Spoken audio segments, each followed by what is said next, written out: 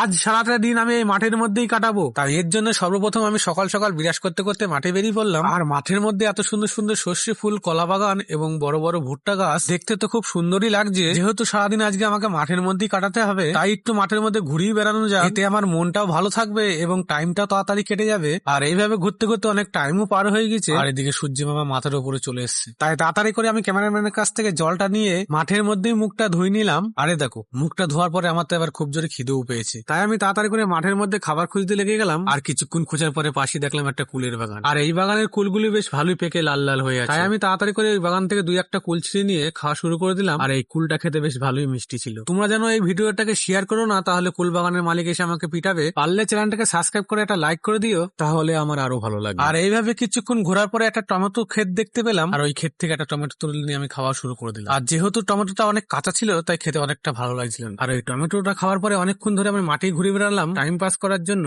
আরে দেখো, এখন তো সন্ধ্যে হয়ে গিয়েছে, তাই এখন আমি বাড়ি যাই। দেখা হচ্ছে অন্য কোনো চ্যালেঞ্জ।